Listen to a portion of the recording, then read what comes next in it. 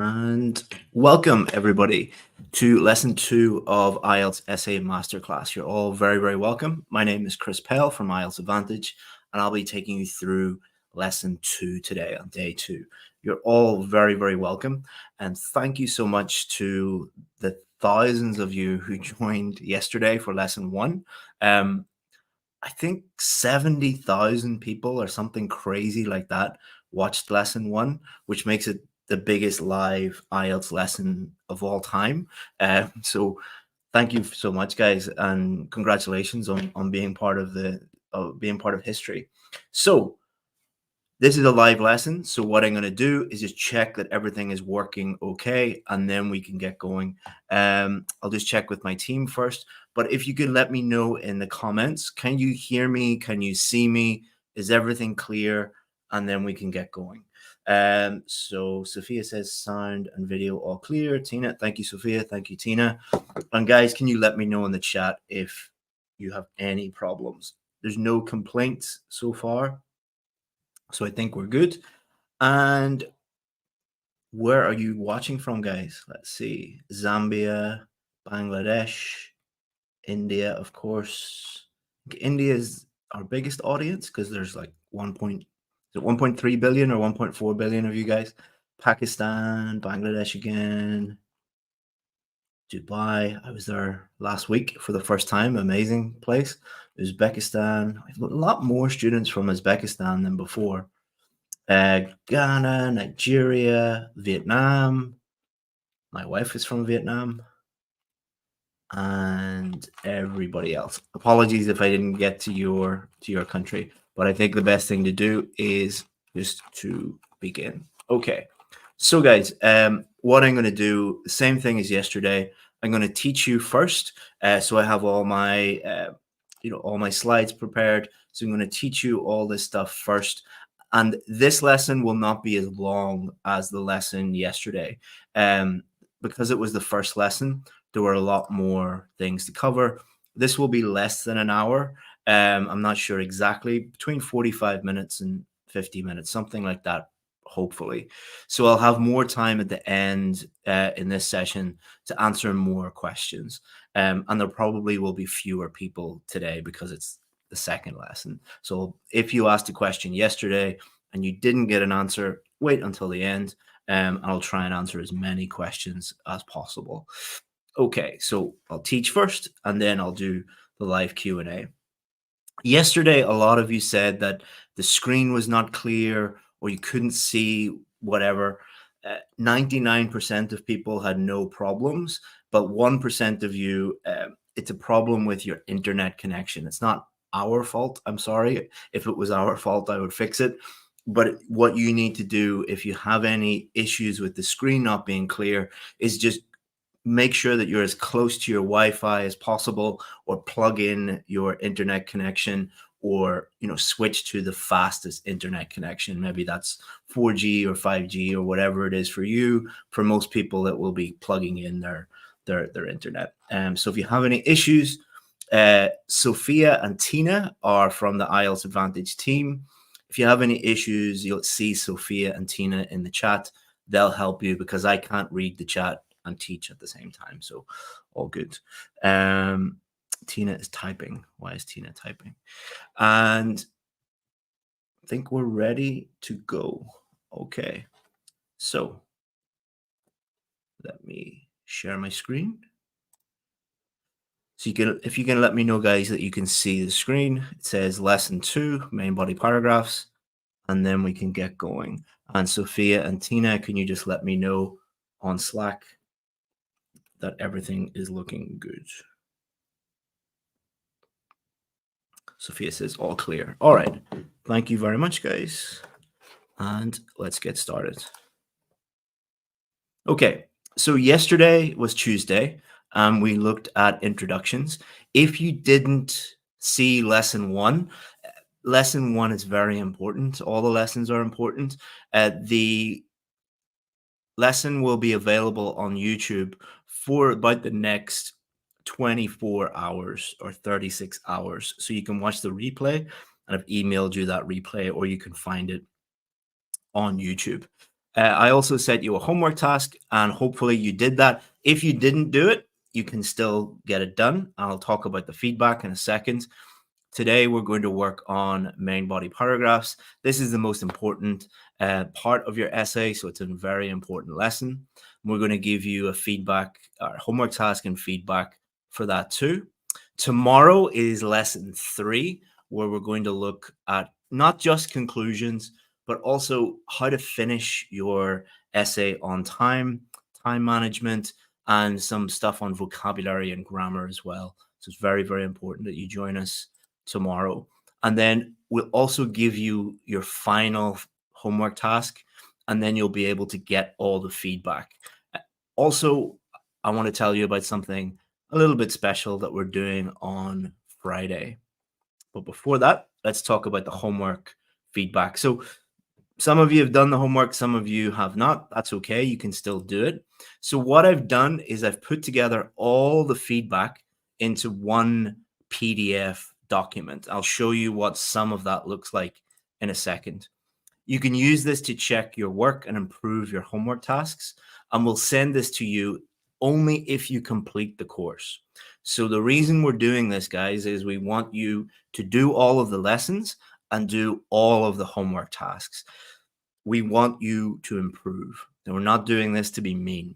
But what I've done is I've put together a feedback document that includes lots of feedback, checklists, samples, good samples, bad samples, and I'm going to put them all together into one PDF and send that to those people who complete the course. Let me give you an idea of what that PDF looks like. So here's some of the stuff on that. That is all just giving you a quick idea of what lots of samples, lots of checklists, good samples, bad samples, more checklists, more samples. So I'm going to put together all of that and even more, and then we'll put that together in one PDF and we'll send that to you when you complete the course. So it's giving you extra incentive to get everything done. Okay, so today what are we going to do? We're going to look at how to use our introduction as the foundation for the rest of our essay. This is really, really important.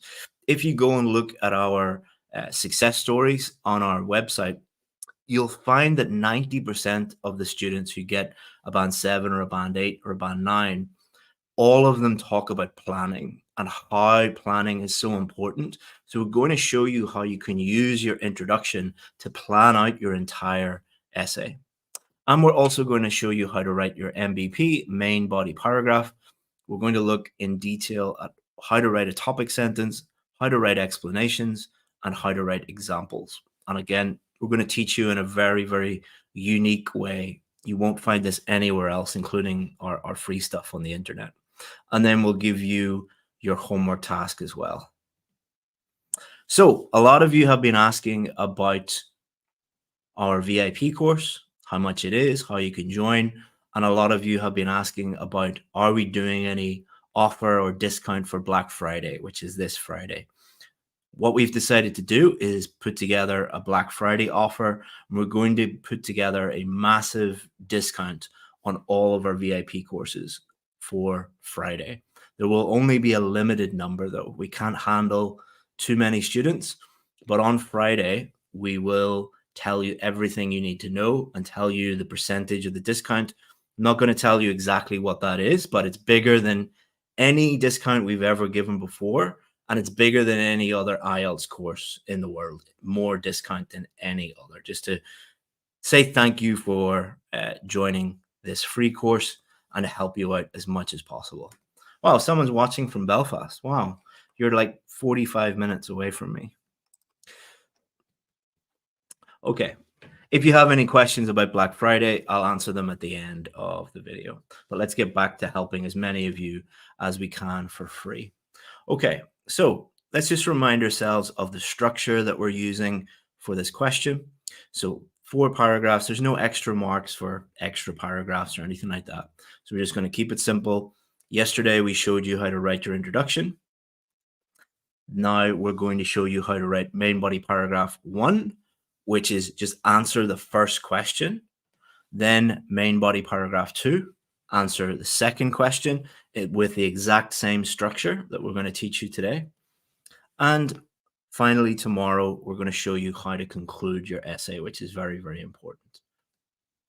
Okay, let's remind ourselves of the sample question that we were using yesterday. We're going to continue to build our essay together using this question. Many working people get little or no exercise either during the working day or in their free time and have health problems as a result. Why do many working people not get enough exercise? What can be done about this problem? So, what I'm going to teach you now is how to use your introduction to write your main body, to write your entire essay. So, this was the sample that one of our VIP students gave for the introduction. So, this is a introduction from a real student who got a very high score. As a consequence of getting minimal exercise, either while at work or when they are off, employed people suffer from health issues. So, this first sentence in orange, this is her paraphrase. She just taken the question and paraphrased it. This is because of a lack of time. So in black here, this is main idea number 1. This is her answering the first question. And then in red, designated gym sessions could solve this problem. So in red, this is her answering the second question. This is her main idea for her second question. So using our introduction as a mini plan. Sorry, this IELTS Advantage logo is in the way. Sorry about that, guys. So main body 1 is going to all be about our first main idea, which is a lack of time. Main body 2 is going to be about our second main idea, which is designated gym sessions could solve this problem. And because it's a double question, main body 1 answers question 1, main body 2 answers question 2. So it's all very logical and easy to understand. We're trying to make it as easy to understand as possible because on test day, the easier your job is, the better you're going to do. So we're trying not to make anything too complicated. So all we have to do is using our introduction as a mini plan. All we have to do is when we finish our introduction, we look at our first main idea and we're like, okay, I know exactly what to write about. I'm going to take this idea in black and I'm going to write my first main body paragraph about that. And then when you finish your first main body paragraph, you look back up at your introduction and you're able to just look at that and start writing your second main idea. So that's what I mean about using our introduction as a mini plan. And it means that you won't get lost. All right. What a lot of students do is they just start writing and just start writing as much as they can. And then they get lost and then they have to start again. And they're like, oh my God, I'm going to fail. But if you do this, you really focus on writing a great introduction, then that means that it's impossible for you to get lost because you just follow that structure for the rest of your main body. And then you're home free. You're going to get the score that you need, hopefully. Okay. So main body paragraphs, what are they and what are they not? The main body is the most important part. Someone's from Barbados. Barbados is my favorite country in the world. I was there this time last year. Hello, Barbados. Anyway, sorry, I'm getting distracted by the chat.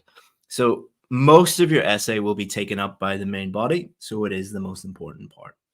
This is where you will make your reasoned argument. All right. Remember in lesson 1, we talked about what is an essay. An essay is your reasoned argument. Your reasoning is often referred to as idea development. So in the introduction, you are just introducing your main ideas. So you're introducing your argument, you're introducing your main ideas in the introduction. That's all it is. It's just to help the reader. In the main body, you're taking those main ideas and you're developing them out. So that's really, it's kind of, if you think about it as a sandwich or a hamburger, you have the 2 pieces of bread. That's your introduction and your conclusion. This is really where we put the meat or the vegetables if you're a vegetarian. I know a lot of you are. All right. So just like yesterday, where we broke down the introduction into three elements, you can also break down a main body paragraph into three elements as well. So the first element is your topic sentence. All this is just your main idea. All right. First sentence, this is my main idea. Then you're going to explain that main idea. A better way of thinking about it is your reasoning. Why do you believe that idea to be true? What is your reasoning? And then your example. A better way to think about it is what is your evidence? So if you stop thinking about main idea, explanation, example, and change your thinking slightly to topic sentence, reasoning, and evidence, then it makes it easier for you to do what the examiners are looking for. So let's take each of these elements. Someone's in Newry? You're you're like 30 minutes away from me. Wow. You're getting closer and closer, guys. So anyway, sorry I'm getting distracted. So topic sentence. Let's break this down into its constituent elements. This tells the reader what the paragraph is about. So instead of thinking, what do I include in a topic sentence? Always be thinking about the reader and be thinking about clear communication. Imagine you are writing to a real person. You're writing to the examiner. Think of it as a flag or signal telling the reader what the main idea is. So all the topic sentences is just like a little flag just saying, hello, Mrs. Examiner, Mr. Examiner, this is what this paragraph is about. This is my main idea. That's all it is, really. And it should be short and simple, does not need to be a complex sentence. All right. We'll get into complex sentences tomorrow when we talk about grammar, but just keep it short and simple. And we'll show you examples of it in a few minutes. So here's a sample topic sentence from a real VIP student who got a very, very high mark. So this is the question, and she's writing her first main body paragraph. This is her first, answering the first question. The main idea is this is because of a lack of time. So in her introduction, she said, this is because of a lack of time. So all she needs to do is just look at this in her introduction and write it again using different words. So her topic sentence is, a hectic lifestyle leaves most working adults with little time for working out. So all she's done is just look at her introduction. What is the main idea? I just write it in a different way. Just paraphrase it again. You're not going to lose marks for stating it again. Once we have our topic sentence, we now need to write our explanation. Think of explanations as reasons why you believe your main idea or why you think the main idea is correct. So again, it's about reasoning. Why do you think that that is true? Remember that you are providing the reader with a reasoned argument. You cannot simply state a main idea and hope it is developed by writing some random ideas after it. So what a lot of students do is they will write their topic sentence and then just think, what do I know about this topic? And just write everything they know about the topic after the topic sentence and think that that's an explanation. That's not what an explanation is. An explanation is your reasoning why you think that that topic sentence is actually true. So why do most people not provide explanations? So, or why do most people get explanations wrong? So this is really important. If you're doing any of these things, you should stop doing them. So the first one is they assume the person knows what they mean. So if I say to my little boy, my 9-year-old boy or my 2-year-old, you should eat vegetables every day, what will they say? What will my 9-year-old or my 2-year-old say if I say you should eat vegetables every day? They will say, why? All right. So a lot of people will say things that they think the examiner knows that they should eat vegetables every day. So I shouldn't explain this. And this also comes from your educational background.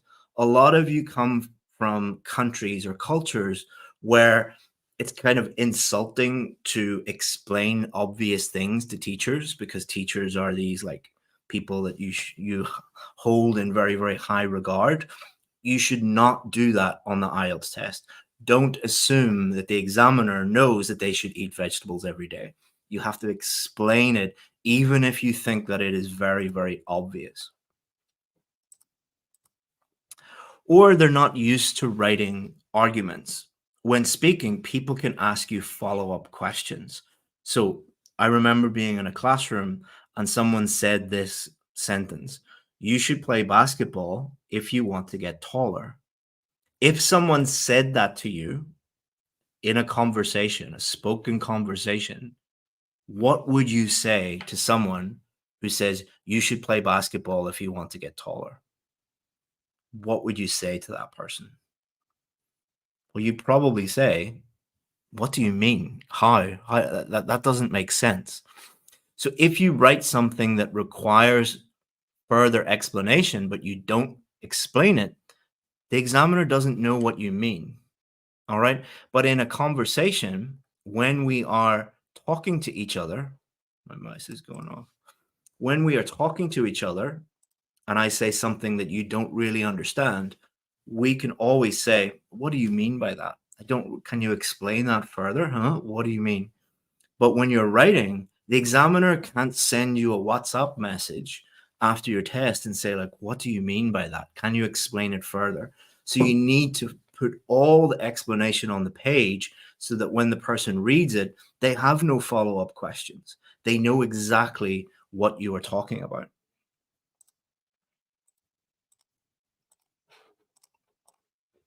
Or they confuse stating their main idea again with an explanation. So if somebody said you should play basketball if you want to get taller because basketball increases your height, that is not an explanation. That is just stating the same idea again. Basketball makes you taller, basketball increases your height. That is not an explanation. That is just repeating the same thing over and over again. And basketball does not make you taller, by the way. I'm not saying these are quotes from real students.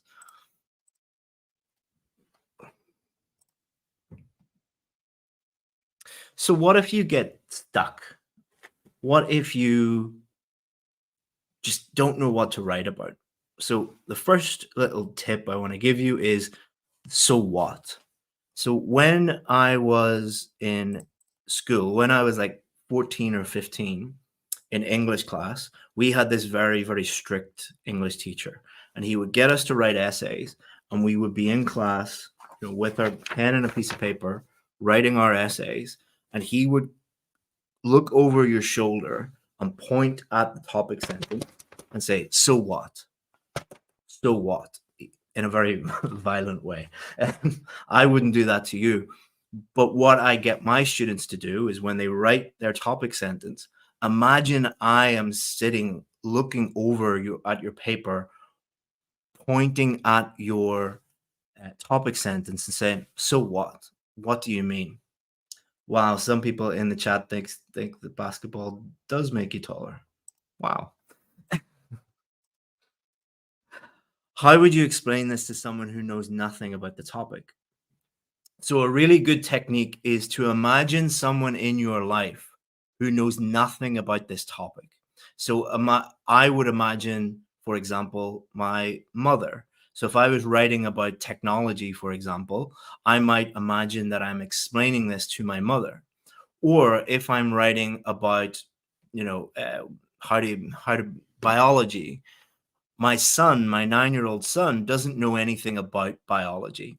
So what you can do is you can imagine that person who doesn't know anything about this topic and imagine that you are writing to them. Or if someone completely disagreed with you, how would you convince them? Imagine you say something like, let's just use that example again. Basketball doesn't make you tall. Basketball does not make you tall. And imagine someone disagrees with you and says, no, no, no.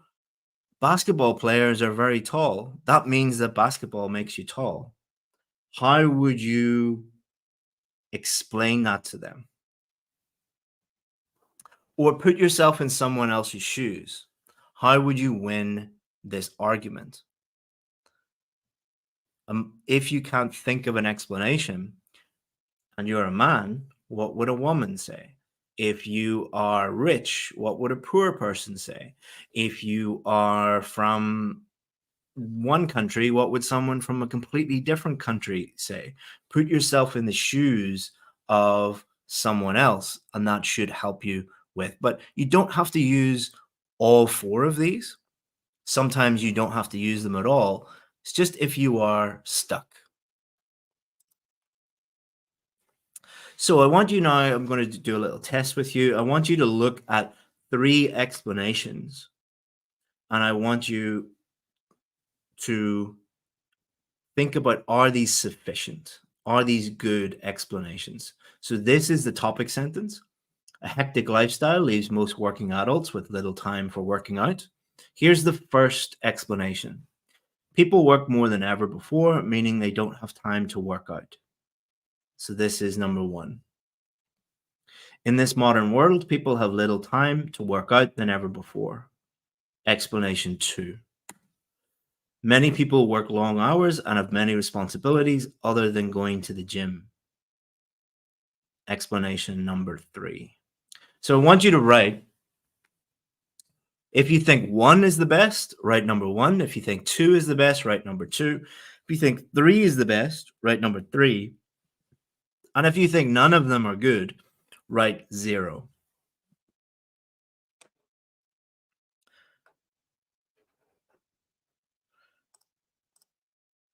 Okay, so we have 3, 3, 3, 2, 1, 3, 3, 3. Someone wrote 4. You've got maybe big fat fingers like me and you hit the wrong key. Z says typo. Natalia says, says 0. Alexi says 0. Say 90% of you are saying 3. Well, the correct answer is 0. None of them are good. All right. Why are none of them good? All they are doing is just repeating exactly what it says here at the top. So, a hectic lifestyle leaves most working adults with little time for working out.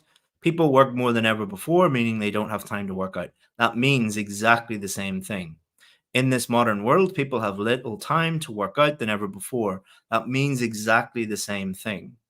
Many people work long hours and have many responsibilities other than going to the gym. That means exactly the same thing. All they are doing is just repeating their topic sentence. And this is probably the biggest mistake that we see. Let's have a look at a different one. Most people work from 9 to 5 with only a short lunch break and a long commute on top of this. This leaves them with only a few hours in the evening for things other than work. Often they are so exhausted that free time is spent on more relaxing activities such as watching TV or surfing the internet, So look at the difference between this explanation and these explanations. These are just repeating vague things about the topic sentence. This is actually explaining it to someone. So if you took this topic sentence and these explanation sentences and you handed it to a random person on the street, would they understand what you mean? This person has imagined they're writing to a person who knows nothing about this topic. So you could hand this to an alien. Imagine an alien lands on planet Earth and says, "Why are you guys so unhealthy?" Especially the people that work in those buildings over there, those offices. Why are you so unhealthy? If they read that, they would then understand what is going on. But if they read the previous ones, they'd have no idea. So again, imagine you're writing to someone who knows nothing about the topic, and your explanations will actually explain things. Also, this is her entire paragraph. So the explanation I just gave you, that was from our successful VIP student. So in orange, her topic sentence, someone is an alien that speaks English. Maybe they have been floating around and studying us for many, many years without us being able to see. That would be interesting, huh? But anyway, but that's a very good point. They probably don't speak English. In blue, in dark blue, we have our explanation. But importantly, is she showing off or is she doing anything fancy? No. What is she doing? She is focusing on clear communication. The reason why this student got a very high score, I think she got 8.5 overall, which is extremely high. It's higher than most IELTS experts, to be honest, is she's focusing on clear communication. She's focusing on answering the question. She's focusing on giving a simple, reasoned argument. She's not showing off in any way. That's why she got a high score. And that's why most students don't get a high score.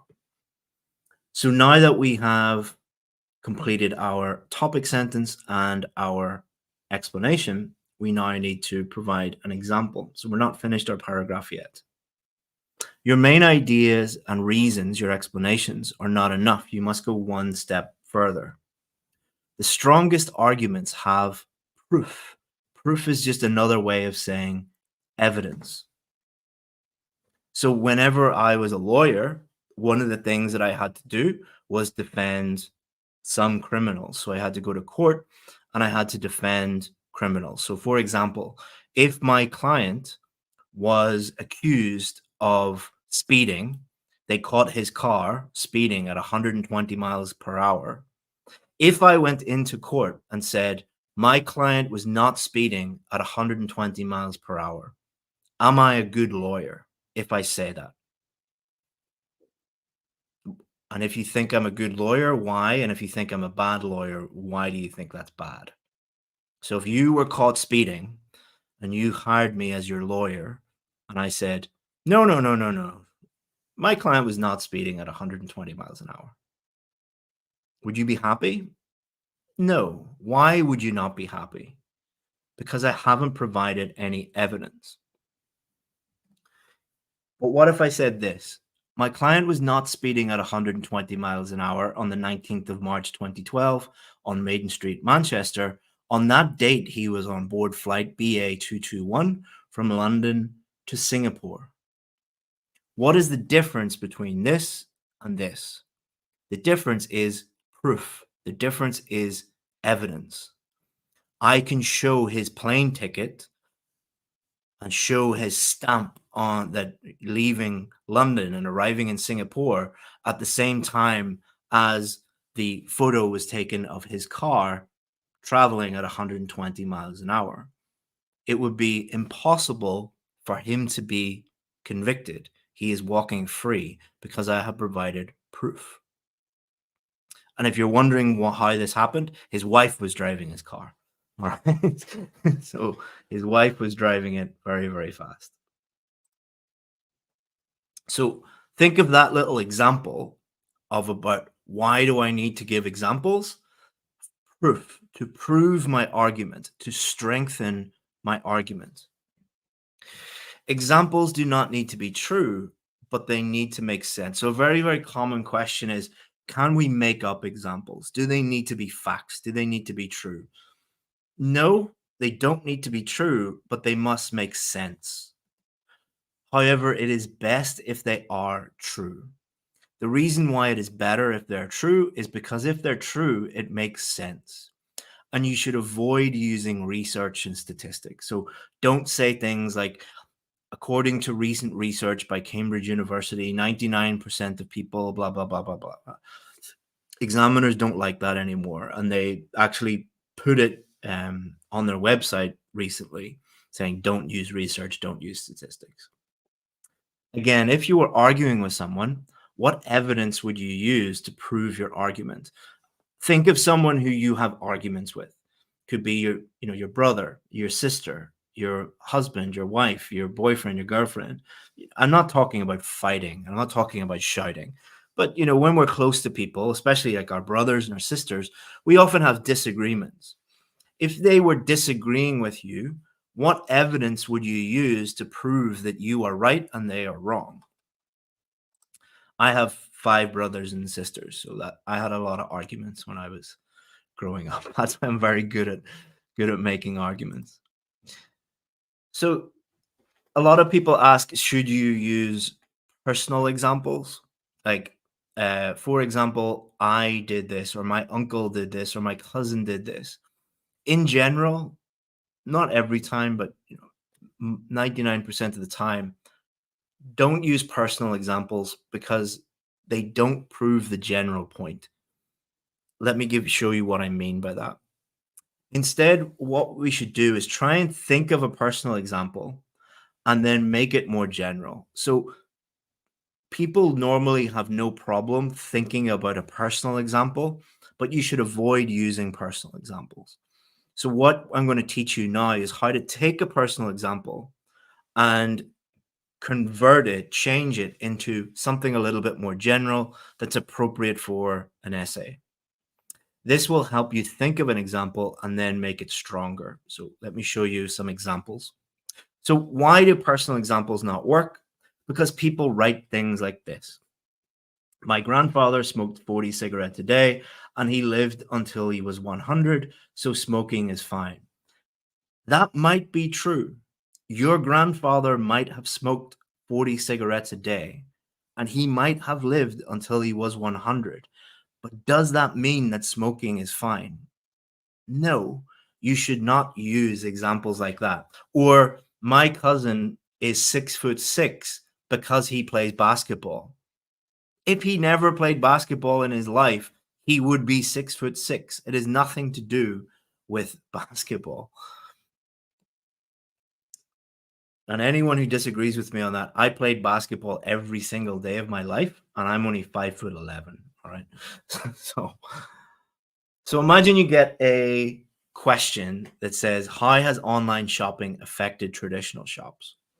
So, personal example, imagine your sister worked in a bookshop in your local town and it closed down because of competition from online stores like Amazon if you live in the West, or what is it in Asia, Lazada, or whatever it is, a delivery service, e-com service led to that. Could you write that in an essay? No, you cannot write that in an essay because it doesn't prove the general point. Your sister's bookshop might have closed down because your sister is terrible at selling books. Your sister's bookshop might have closed down because the owners decided just to retire and give up. Your sister's bookshop might have closed down for thousands of reasons that have nothing to do with Amazon because it's just one person. But we can take that example and convert it into a better example. Many offline retailers, bookshops in the UK closed down recently because of competition from online companies. So what we're doing here is we're taking a personal example and we're converting it into a more general example. So it's very easy to think of personal examples, but we can't use those. And then we convert them into a more general example.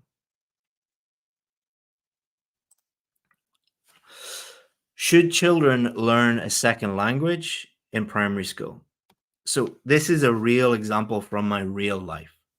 My son, my 9-year-old and my 2-year-old, they can speak Vietnamese and English. So should I put this personal example from my own life into everyone's arguing about basketball in the chat? Sorry guys for for doing that. So I can't use this one because it doesn't prove the general point. All right. But what I can do is convert it into this. Many children that grow up in a bilingual household have an advantage over children who do not. So I'm not talking about my own son. I'm talking about bilingual children in general and how bilingual children have an advantage over children who do not. So let's look at the essay and how our student coped with this. So she has a hectic lifestyle. She explains all this. And then her first example is, for example, I work around 80 hours a week, leaving me no time to work out. So what we can do is we can take that personal example and we can change it to, for example, many medical professionals in the UK. She's a medical professional. She works in the UK. You don't have to use the UK. You can use whatever country you want. Spend more than 80 hours per week on work-related activities, leaving them with little time to work out. So she's taken that personal example and then she's converted it into something a little bit more appropriate for a task 2 essay. So here is your homework task. And then I have a few other important things to tell you. So take a photo with your phone.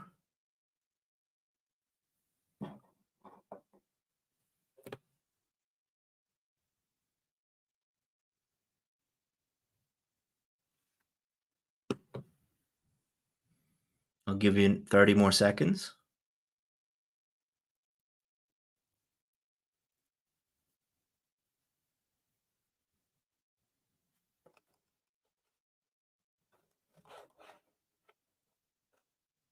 Okay, 10 seconds. And if you miss it, don't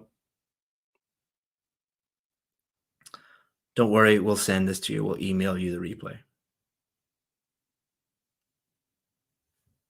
Okay. So here are the rules for your homework task.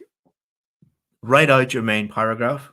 Get a pen, piece of paper, do it the old school way. Write out your main body paragraph. Please do not demand that we look at your work. As I said yesterday, guys, it's not because I don't want to help you. There's 70,000 people signed up for this course, and I'm just one person. I don't have time to give individual feedback to 70,000 people. Global targeted feedback will be provided at the end of lesson 3. So at the end of lesson 3, we'll talk about your feedback. Thank you very much, guys, for your time. And don't forget about lesson 3. Lesson 3 is really, really important. One of the main reasons why a lot of students fail is that they write a good introduction, a good main body, and then they mess up the conclusion. So I'm going to show you in lesson 3. Same time tomorrow. I'll email you the link. I'll actually post the link now for you. I'll post it in the chat.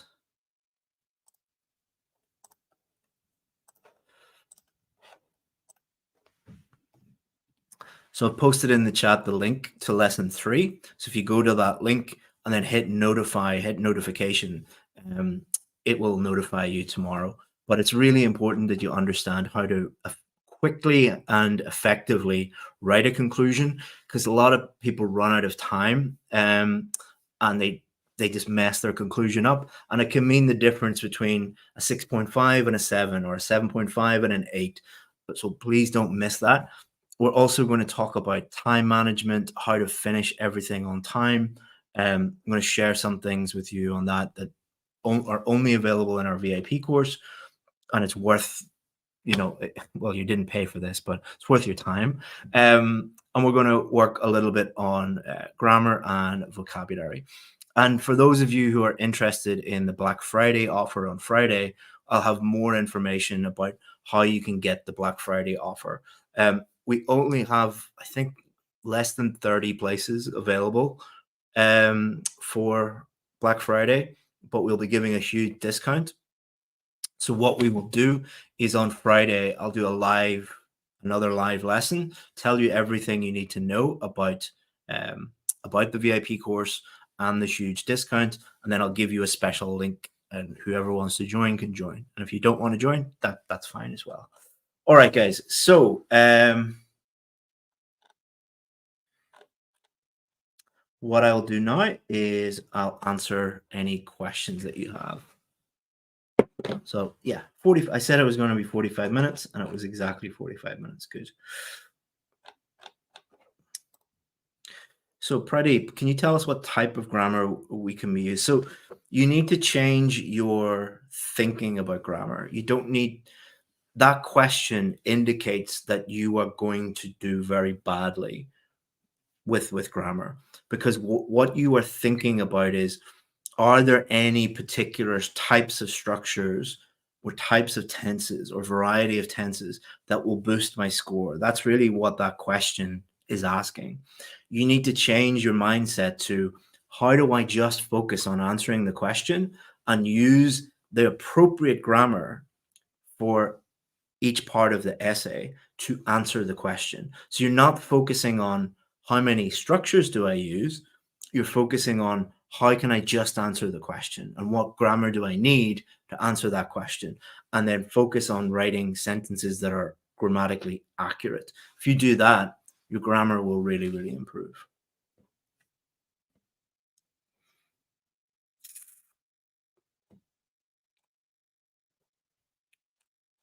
Ba, ba, ba.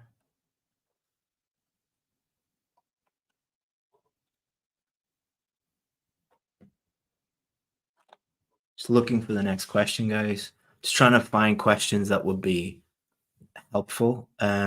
Most questions are not helpful.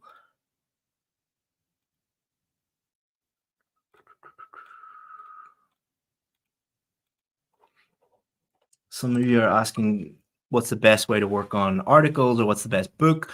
I don't think grammar books are actually very useful because most grammar books are like that thick and you only need about that much. So for the majority of students who need to work on grammar, you don't need the whole big book because most of the students that we work with, they only have one or two problems that they need to fix. So, for example, some students, like if you're a Russian student, for example, you will have big problem. Or this is a Russian student, you'll have big problems with articles because in the Russian language you don't have articles. If you are an Indian student, you will often have problems with subject verb agreements or plurals. If you are um, uh, a Vietnamese student, you often will have problems sometimes with prepositions. So you need to find out what your problem area is and then work on that problem area, not get the whole book. But you're Russian, so you hate articles, so you know what to work on. But I think the free stuff on the BBC website, so if you go to BBC Learning English, they have very good grammar stuff. So if you Google BBC Learning English articles, BBC Learning English prepositions, BBC Learning English, whatever it is, it's all free and it's very, very good. If BBC is still available in Russia, don't know if it is. Sorry for making a joke about that. Don't know if you guys banned it or not. Apologies if that's insensitive.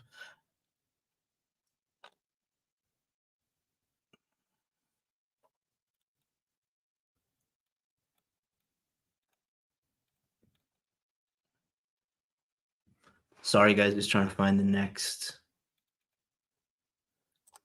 We got this a lot yesterday, so a lot of people asking for, like, can ChatGPT correct my essays? Do you know any free websites that will give me feedback on my? No, ChatGPT free websites, they cannot give you accurate feedback. And really, what you're asking is, how can I not pay for feedback? You are either going to pay for feedback by paying a teacher for feedback, or you're going to pay by failing the test. Stop trying to do everything for free. And I know some of you hate that advice because you are living in a world where you think that everything should be free. You're in for a rude awakening when you move to an English speaking country. Like the bus to take you from the airport to the city center is going to be more than it's going to cost you to get feedback on your essays.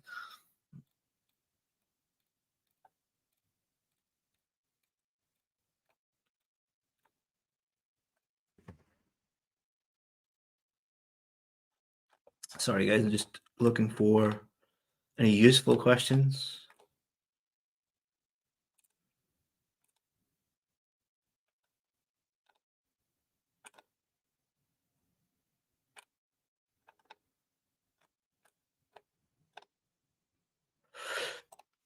For how long will Black Friday offer be available on website? Black Friday. That's it.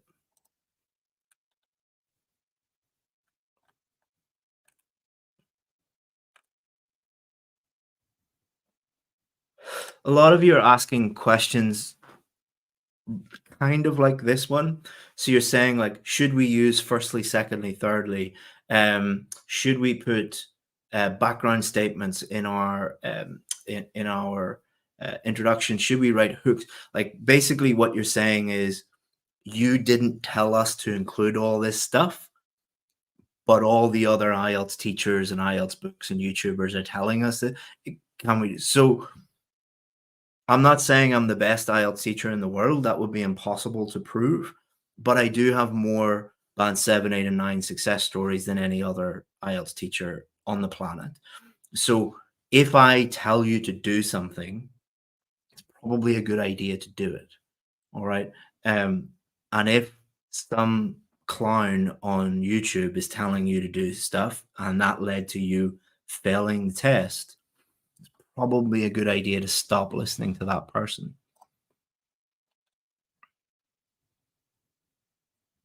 Like that's a pic there. That's a picture of Ayrton Senna. He's one of the greatest drivers of all time. Brazilian guy, guys from Brazil and people into F1.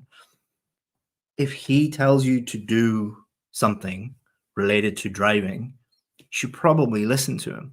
If I told you to do something about driving, you should not listen to me because I'm not an expert.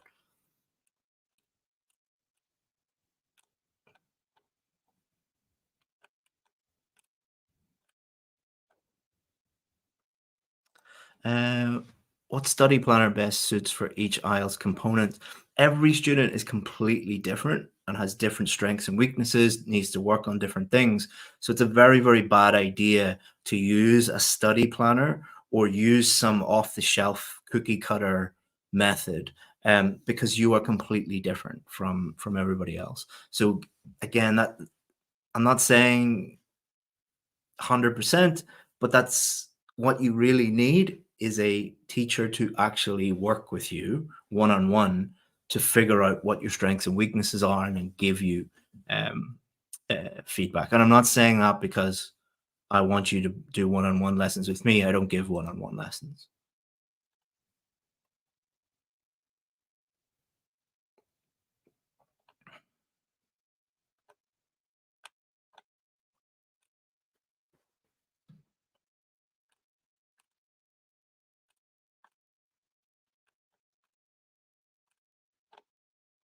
So all the questions about should we not include this in our essay, should we not include that in the essay, I'm not answering any of those because what why are you watching me if you're not going to just do what I tell you to do?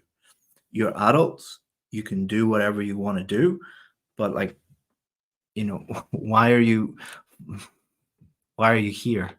you know? um,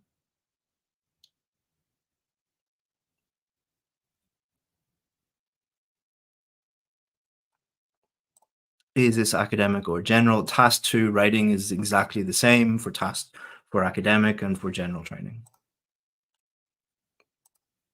How long does it take to jump from 6.5 to 7? No idea. Any teacher that tells you they know how long it will take a person in general doesn't know what they're talking about. It is impossible to know because it's not just related to IELTS, it's also related to your English level, and then it's also related to your character, your personality, and then it's also related to your life. Like if you are a hardworking young student with lots of free time and you only need help with a small area of grammar, that's completely different from a lazy, and I'm not saying anyone's lazy, but imagine a lazy student who doesn't want to do any work, will not listen to any advice, has a hectic social life, doesn't have any time to study, and needs to work on nearly everything. And then everyone else is kind of in between. So I've given you two extremes, but like everyone is on a spectrum in terms of how long it's going to take them. Don't know. Don't know.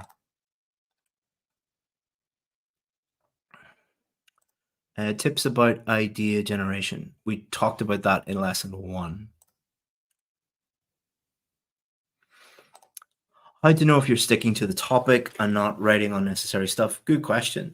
So what you do is you look at the question and you follow the system that we taught you in lesson 1 for generating ideas. That will mean that your ideas are linked to the question. And then you take those ideas and you put them in the introduction. That means that your introduction is linked to your ideas, which is linked to the question. Then you take those ideas in your introduction and you write your main body paragraphs, which means that your main body paragraphs are linked to your introduction, which is linked to your main ideas, which is linked to your question.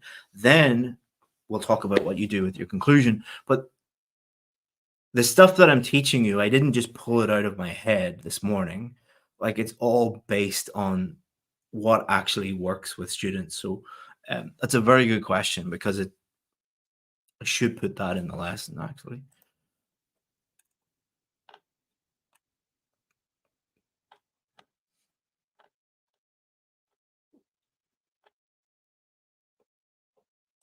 Free ebooks and band 9 answers. So let me give you a little tip. You're doing IELTS, so you want to move to a Western country. I don't know what it's like where you're from, but here, where I'm from, if someone is giving you their time for free and they're helping you for free, and they have said, we're going to give you extra stuff for free, the polite thing to do is ask them politely, not just say free ebooks and band 9 answers, question mark. If you learn basic manners, you will do much, much, much, much better in this society when you move here. Just a little tip, make your life a whole lot easier.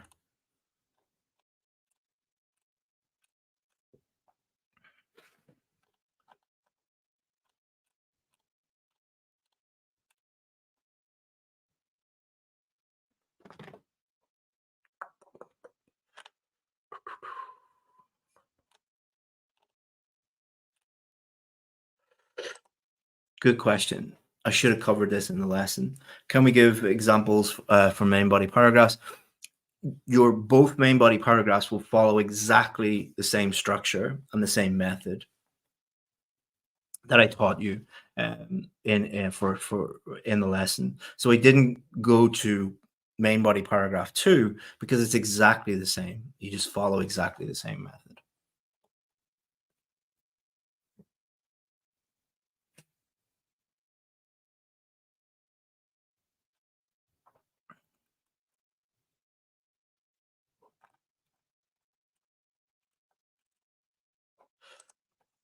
Chris, what do we do to write a great essay? Do we practice more or what? No, practice does not make perfect. So think of it as a chair, and on a chair you have 4 legs. All right, so you have 4 legs on the chair. If you take out one of those legs, you fall over. The chair collapses. So the first leg of the chair is finding out what to do. All right. So that's what we're doing in these lessons. We're giving you the information. So it's learning the right information. The second leg of the chair is practice. All right. Actually doing it. That is why we're giving you the homework tasks. The third leg of the chair is to give you feedback. All right. To learn what am I doing right and what am I doing wrong. And the fourth leg of the chair is to actually apply that feedback to get better. So it's like a nice little feedback loop. Learn what to do, practice it, it's difficult with this camera. Get I don't know what my brain doesn't work very well with the camera because the camera is a mirror image. Top of the circle is learn what to do, then you do it, then you get feedback on it, then you do it better. And then you just continue that circle until you're ready to do the test.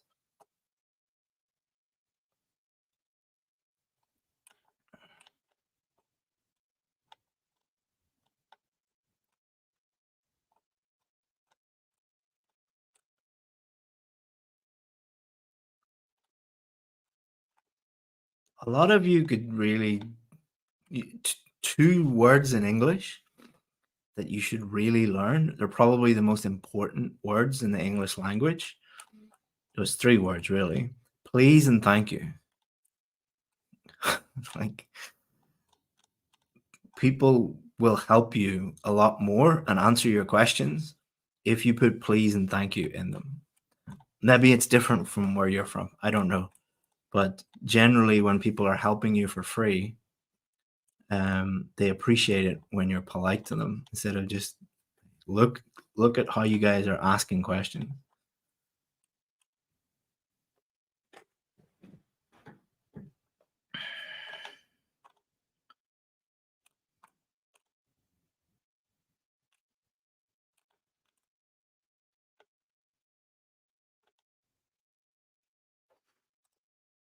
Good question. Very good question. Jay Luxak.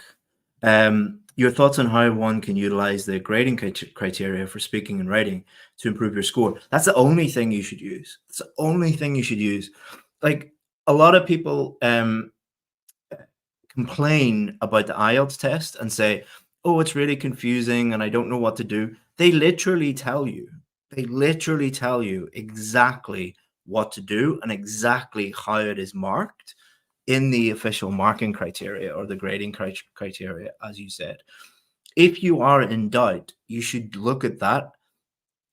The problem is that IELTS has become kind of this entertainment business on YouTube, especially, and you have lots of people who don't know what they're doing teaching nonsense, and then that leads to a lot of confusion. Everything that we teach is just based exactly on the writing criteria or the speaking criteria. So if you're in doubt, just look at that.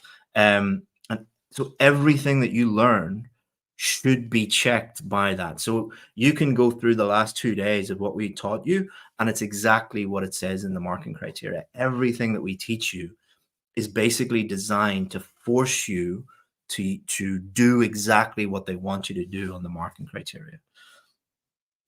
The problem with the marking criteria is that it's it's a little bit confusing sometimes, and the language is a little bit vague or difficult to understand. But that's basically my job, is to take that and interpret it for you and teach you practically how to do that.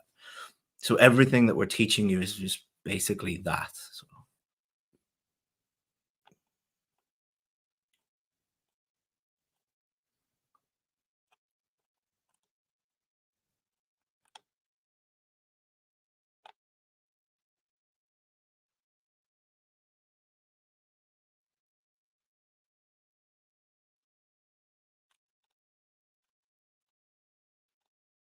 just trying to find the next question, guys.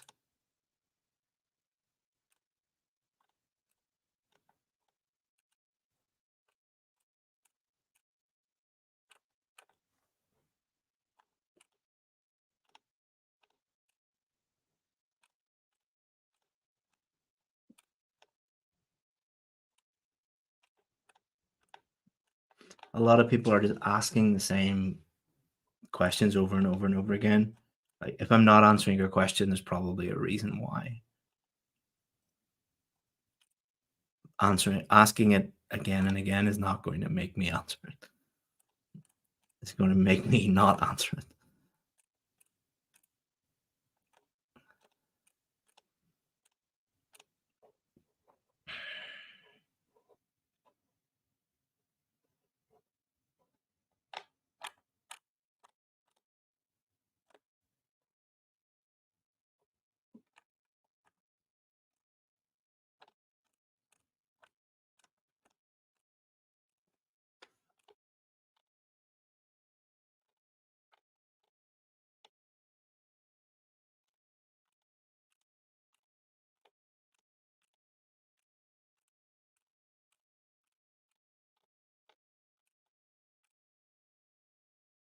Ahmed, what about time management? We'll cover that tomorrow in lesson 3, and that's a good segue into ending the session, because a lot of you are just asking the same questions over and over and over again.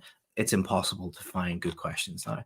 All right, so thank you so much, guys, for your attention.